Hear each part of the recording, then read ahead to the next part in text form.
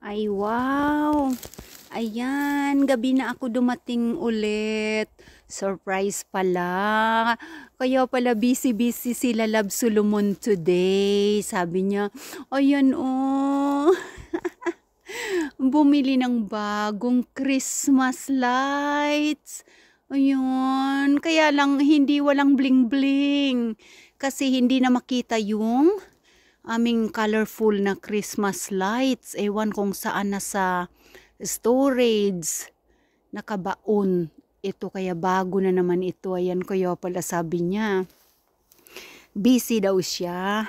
Kaya pagdating ko ngayon maliwanag dito sa front yard.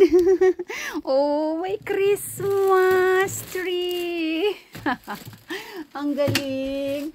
Ayan. May Christmas tree pa dito sa harapan. Ayan oh.